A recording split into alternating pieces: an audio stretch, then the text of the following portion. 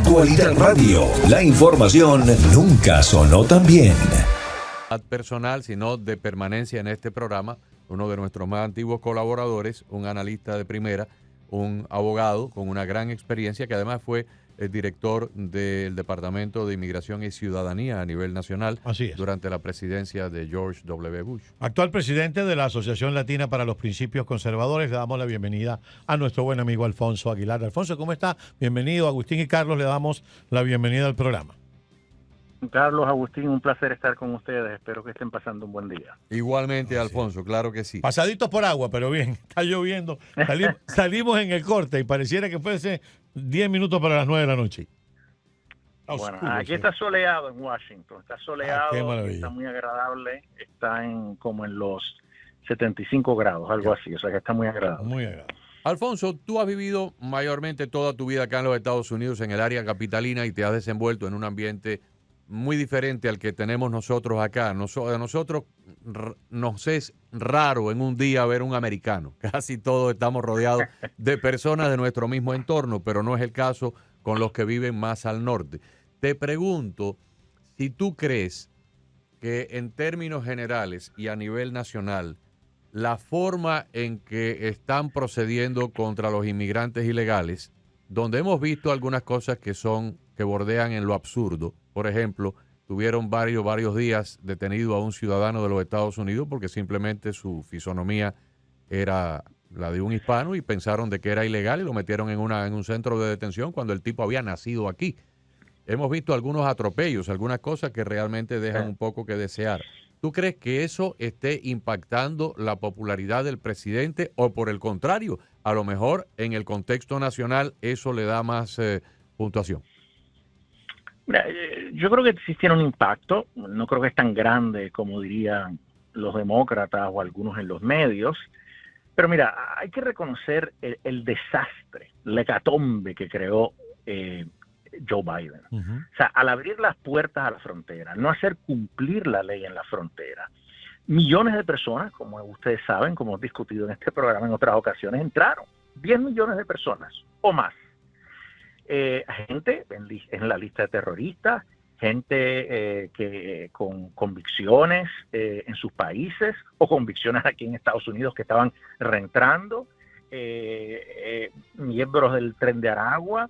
O sea, aquí realmente se ha creado un caos. Llegaron en masa a ciudades a través de todos los Estados Unidos, grandes centros urbanos y pueblos pequeños, y eso tiene un impacto económico, tiene un impacto en términos de la incidencia del crimen, como hemos visto, como vimos incluso ayer en Boulder, Colorado, ¿verdad?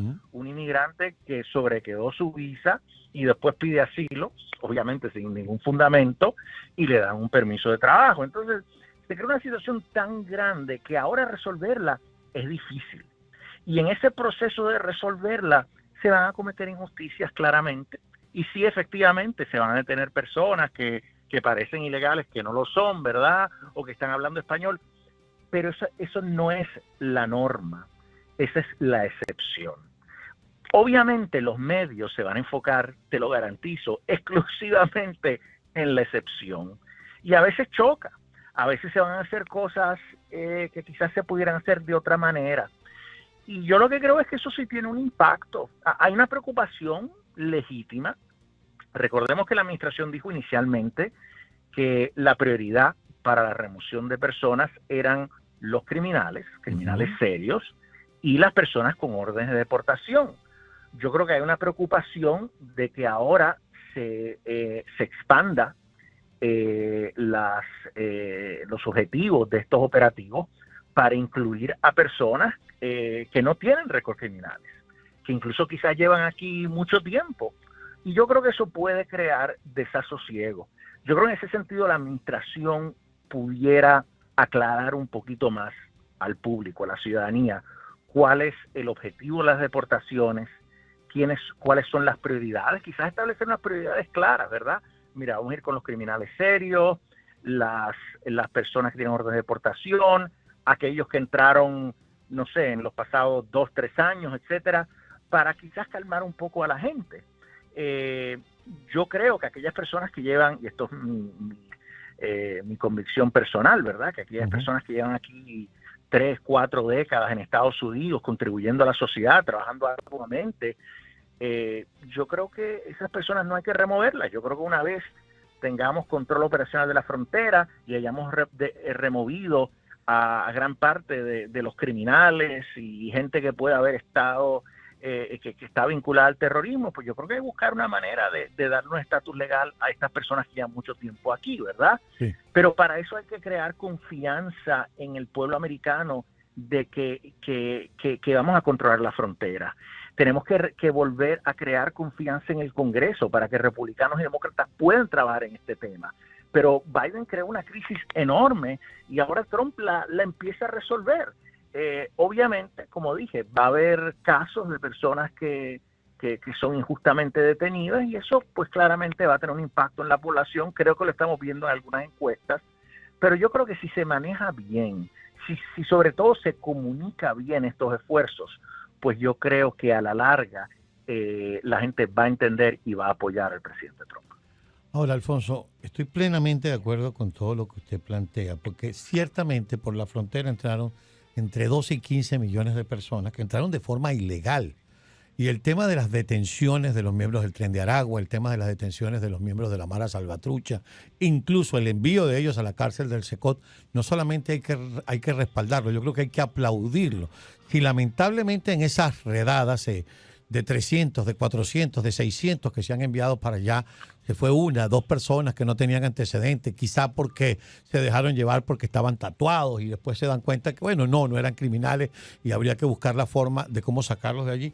Estamos plenamente de acuerdo, pero también ahí está un grupo de personas que fueron escrutados por las autoridades americanas porque cuando se les otorgó el parol humanitario, puede o no el parol estar dentro de los parámetros de lo que hizo la administración Biden, o cuando se les otorgó el TPS, son personas que fueron escrutadas, que no tienen récord criminal, no está demostrado que nadie que tenga un TPS pertenezca al Tren de Aragua.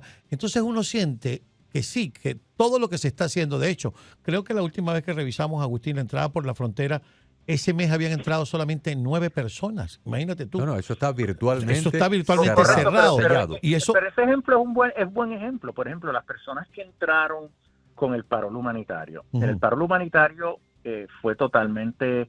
O sea, ese programa fue creado de una manera totalmente anticonstitucional. Okay. El presidente se abrogó del poder legislativo. La ley de inmigración lo que dice es que la administración, el servicio de inmigración, puede ejercer el parol humanitario, pero caso por caso, en situaciones extraordinarias. No de forma masiva.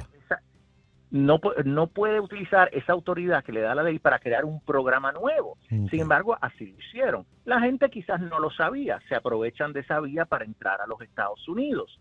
Ahora, acaban de entrar. Entonces yo creo que son decisiones difíciles. Y yo creo que debe haber una conversación, debe haber una discusión, porque yo en ese sentido creo que muchas de esas personas sí deberían regresar a su país de origen. Creo que la forma en que se les permitió entrar a Estados Unidos no fue constitucional. No se les tampoco se les dijo que iban a estar aquí permanentemente, ¿verdad? Era un permiso de 2 años y yo creo que nosotros no podemos dejar entrar a todo el mundo de esa manera. Entonces yo creo que, pero es por lo menos si se es claro sobre quiénes son las personas que se van a remover, pues la gente va a estar un poco más tranquila. El problema es que ahora hay una percepción de que se pudiera detener gente que lleva aquí muchísimo tiempo, ¿verdad? Y déjame interrumpirte ahí un momentito, porque yo desconozco cómo son las labores en otros estados, sobre todo estados donde hay un clima más frío, donde hay nieve en el invierno o donde hay otro tipo de situación diferente a la de Florida. Pero aquí en Florida, donde los calores son brutales, hoy, antes de que empezara a llover, por mi casa habían como 92, 93 grados el sábado y el viernes habían casi 97, 98 grados de temperatura. Las personas que tienen empresas de techo, y aquí en Florida el techo es de vital importancia, primero porque tenemos lluvias en gran parte del año, hay goteras y cosas, hay que reparar el techo, mucha gente tiene que cambiar el techo, cuando hay que cambiar el techo hay que venir a arrancar el techo viejo, luego poner las diferentes etapas del techo nuevo, y el que tiene que estar trabajando ahí 8 o 9 horas con esa insolación, eso es brutal. Yo te garantizo a ti que tú y yo ponemos ahora un anuncio gigantesco para contratar personas en las barriadas negras de Miami, Liberty City, Overtown, Brownsville, pagándoles buen dinero, y nadie quiere trabajar techo y no contratamos a nadie. Y los que llevan aquí muchos años, que están por la derecha, que tienen su ciudadanía, pues probablemente son las personas que trabajan en una oficina, estudiaron algún tipo de vocación o de carrera y trabajan en aire acondicionado. Los dueños de compañías de techo no tienen de dónde sacar si no son personas ilegales, que son los únicos que quieren hacer ese tipo de trabajo. Pero muchos de ellos tenían empleados que llevaban 20, 25 años aquí viviendo en la sombra, viviendo por debajo del telón. Si los están quitando, llegará un momento en que por lo menos a esa particular industria aquí la van a dejar sin mano de obra. Me imagino que la parte de la construcción, los gremios de la construcción en estados como California, como Texas, donde se cultivan cosas, también van a ser impactados. Entonces, el gobierno tiene que tener mucho cuidado. Quizás pudieran hacer una medida temporal de darle a esas personas una categoría como de braceros temporales y darles algún tipo de permiso con una certificación laboral para que puedan seguir haciendo lo que hacen. Porque si se lo llevan a todos para Sudamérica o Centroamérica, van a dejar sin mano de obra a un tipo de sector de trabajo donde no hay gente que quiera hacer esas funciones, porque son trabajos muy brutos, un trabajo muy duros. Bueno, yo estoy de acuerdo contigo un 100%, y desde hace años, décadas, he estado haciendo ese argumento, ¿no? O sea, hay sectores de nuestra economía que absolutamente necesitan esa mano de obra extranjera, particularmente la agricultura, la construcción, y otros sectores de hotelería, etcétera. Nosotros necesitamos esa mano de obra. ¿Qué pasa? Con la entrada de millones de personas en un periodo muy corto de tiempo, y eran mayormente gente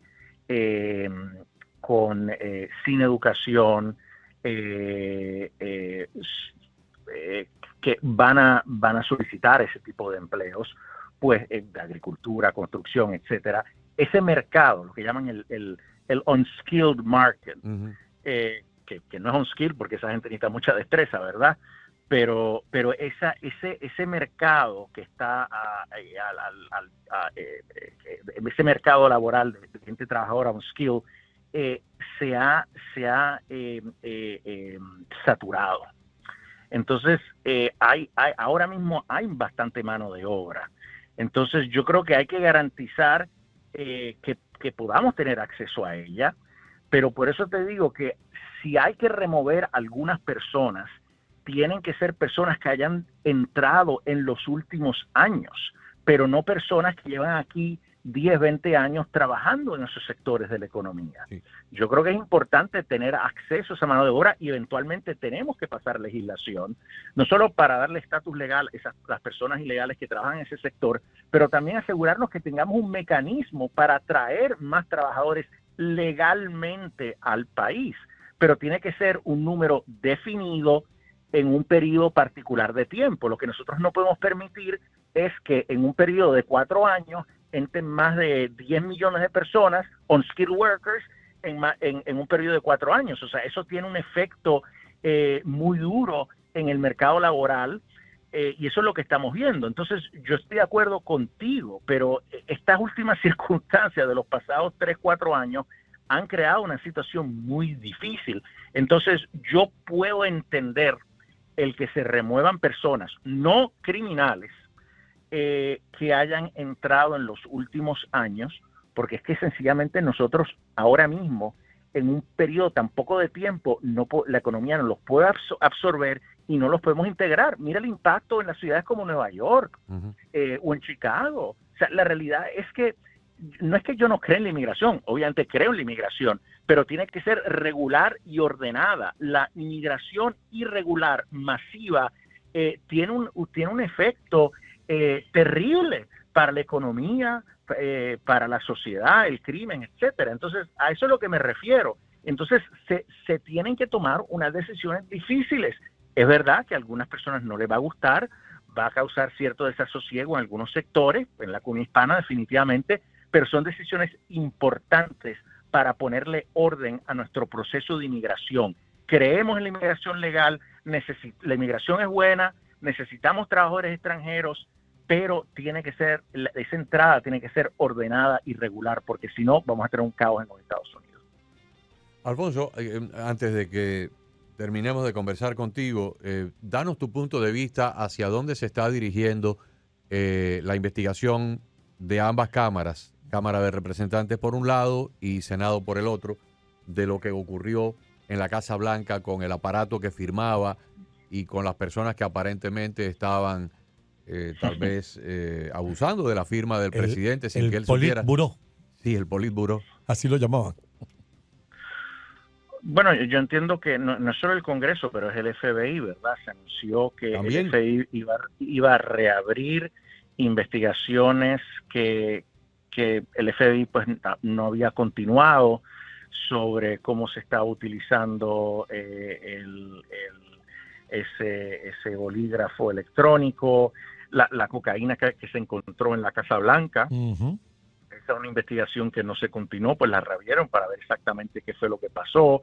La filtración de la opinión, del borrador de la opinión en el caso de Dobbs, que revocó el caso de Roe versus Wade. También se está investigando eso. La Cámara, por su parte, como tú has dicho, se está enfocando particularmente el Comité de Oversight, de supervisión que preside el congresista Comer, particularmente en lo que tú acabas de mencionar, del uso de la firma electrónica, ¿verdad? Si ya hemos visto que el presidente no estaba bien, hemos visto libros que han salido, Jake Tapper sacó ahora su libro diciendo que había un encubrimiento de la salud del presidente. Hemos visto los audios que han salido de la entrevista que hizo el fiscal Hur al entonces presidente Biden. Nos damos cuenta que el presidente no estaba bien mentalmente, que su capacidad cognitiva estaba verdaderamente limitada. Pues entonces, ¿quién estaba manejando ese mecanismo, verdad? ¿Quién estaba firmando las órdenes ejecutivas? ¿Quién estaba firmando los indultos? Uh-huh. Entonces, aquí es posible que tengamos un presidente que sencillamente no participó de ese proceso, y entonces habría que cuestionar la validez de esas órdenes ejecutivas y de esos indultos. Sí, claro. Es materia nueva, ¿verdad? Porque esto nunca ha sucedido, ¿verdad? Pero entonces habría que ver qué tipo de protocolo había para asegurarse que el presidente estuviera dando su autorización para emitir la firma. Pero no, y los cómplices de un encubrimiento, porque si yo mañana descubro que aquí en la empresa alguien se está robando algo y no lo denuncio, pues yo voy a ser cómplice por omisión, ¿no? Un copartícipe, aunque no tenga un beneficio directo para mí, pero por encubrir, pues también debo ser castigado. Efectivamente, entonces, bueno, hay que ver si también hubo intercambio de dinero, ¿verdad? ¿Quién quita? para conseguir indultos, ¿verdad? Entonces pero sería algo sin precedentes, o sea, sería un nivel de corrupción más nunca imaginado, ¿verdad? Pero francamente era una Casa Blanca tan disfuncional que algo así pudo haber sucedido. Imagínate, un presidente incapacitado. Para eso está la enmienda número 25. Si los jefes de gabinete saben que el presidente no tiene la capacidad mental, está incapacitado mentalmente, ellos pueden removerlo. Alfonso, si no muchas gracias. Muchas gracias por tu tiempo. Perdona que terminemos así tan abruptamente, pero tú sabes que el reloj en esto es implacable.